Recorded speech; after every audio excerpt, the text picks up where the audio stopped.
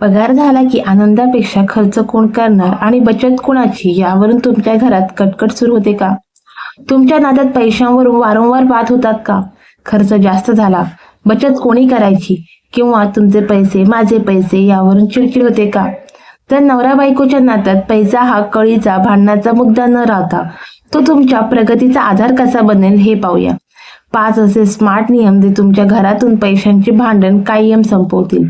एका सर्वेनुसार वैवाहिक संबंधात तणाव निर्माण होण्याचे सर्वात मोठे कारण आर्थिक ताण, फायनान्शियल स्ट्रेस हे आहे. काळजी करू नका. आजच्या व्हिडिओमध्ये आपण हे 5 स्मार्ट नियम पाहणार आहोत, ज्यामुळे तुमच्या नात्यातील आर्थिक पारदर्शकता वाढेल आणि तुमचे प्रेम तसेच टिकून राहील. नियम क्रमांक 1, मनी टॉकची सवय लावा. खूप काही मोठं करायचं नाहीये. फक्त आठवड्यातून एकदा 15 मिनिटे आपल्या जोडीदारासोबत किंवा कुटुंबासोबत शांतपणे बसा. या 15 मिनिटात फक्त 3 गोष्टींवर बोला. 1. मागच्या आठवड्याचा खर्च, कुठे जास्त पैसे गेले. 2. पुढच्या आठवड्याची बिलं, लाईट बिल, किराणा किंवा इतर देणे. 3. महिन्याचं बजेट, आपण आखलेल्या बजेटनुसार चाललो आहोत का?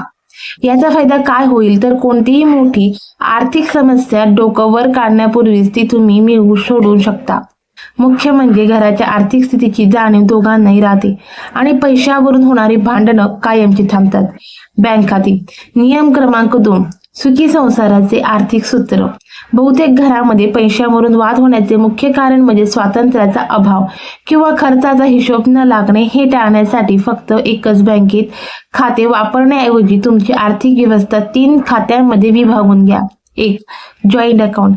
घरातील हे खाते घराच्या सामायिक खर्चासाठी वापरा. दर महिन्याला नवरा किंवा बायको दोघांची त्यांच्या पगारातील ठराविक रक्कम, उदाहरणार्थ प्रत्येकी 50 किंवा 70% या खात्यात जमा करावी. हे कशासाठी वापरायचे तर घराचे भाडे, EMI, किराणा, मुलांची फी, वीज बिल, मेडिकल आणि इमर्जन्सी फंडसाठी. 2. पतीचे वैयक्तिक खाते. पगारातील घराची रक्कम जॉईंट अकाउंटला दिल्यानंतर उरलेले पैसे या खात्यात राहतील.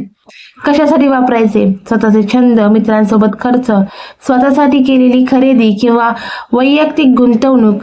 या खर्चासाठी कोणालाही विचारण्याची किंवा स्पष्टीकरण देण्याची गरज नसावी. 3. पत्नीचे वैयक्तिक खाते. त्याचप्रमाणे पत्नीच्या पगारातील उर्वरित रक्कम तिच्या या खात्यातील वैयक्तिक राहील. कशासाठी वापरायचे? तिथे स्वतःचे खर्च, वैयक्तिक गरजा, माहेरच्या लोकांसाठी काही करायचे असल्यास किंवा स्वतःच्या आवडीची बचत. हे खाते तिला स्वातंत्र्य, आर्थिक, फायनान्शियल फ्रीडम देते. या पद्धतीचा सर्वात मोठा फायदा कोणता होईल तर जेव्हा घराची जबाबदारी म्हणजे जॉईंट अकाउंट आणि वैयक्तिक आनंद म्हणजे पर्सनल अकाउंट यांचा समतोल राखला जातो, तेव्हा पैशावरून होणारे 90% वाद संपतात. यामुळे ना कोणाला पैशांसाठी कोणासमोर हात पसरावे लागतात, ना कोणाला खर्चाचा जाब द्यावा लागतो.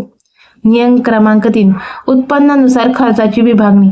अनेकांना वाटते की खर्च 50-50 असावा, पण हे नेहमीच व्यावहारिक नसतं. स्मार्ट नियम सुद्धा वापरायचे असतात. ज्याचे उत्पन्न जास्त त्याने खर्चात जास्त वाटा उचलावा. समजा पतीचे उत्पन्न 60% असेल आणि पत्नीचे 40%, तर घर खर्चातील त्या प्रमाणात योगदान असावे. यामुळे असा फायदा होईल की कोणा एकावर अनावश्यक ताण येत नाही आणि नात्यात समतोल राहतो. नियम 4, स्वप्नांसाठी एकत्रित बचत. केवळ खर्च करणे म्हणजे संसार नव्हे. तुमची काही रासायनिक सामायिक स्वप्न असावीत.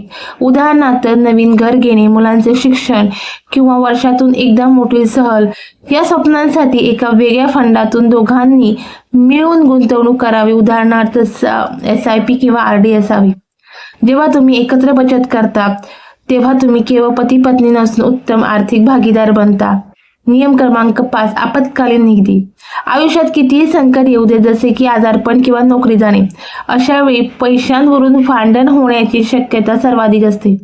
यासाठी सर्वात सोपा नियम, तुमच्या घराचा जो काही महिन्याचा खर्च आहे त्याच्या किमान 6 पट रक्कम इमर्जन्सी फंड म्हणून बाजूला ठेवा. हा निधी तुम्हाला कठीण काळात मानसिक शांतता देतो आणि आर्थिक आपत्तीपासून वाचवतो. तर मित्रांनो, पैसा हे नात्यात भांडणाचं कारण न बनता प्रगतीचं साधन बनलं पाहिजे. हे 5 नियम आजच तुमच्या जोडीदारासोबत बसून चर्चा करा आणि लागू करा. तुम्हाला यापैकी कोणता नियम सर्वात जास्त आवडला कमेंटमध्ये नक्की सांगा. हा व्हिडिओ जर तुम्हाला महत्त्वाचा वाटला असेल तर तुमच्या मित्रमैत्रिणींना आणि विशेषतः नवीन झालेल्या जोडप्यांसोबत नक्की शेअर करा. असेच माहितीपूर्ण व्हिडिओ पाहण्यासाठी आमच्या चॅनलला सबस्क्राईब करायला विसरू नका. धन्यवाद आणि हॅपी फायनान्शियल प्लॅनिंग.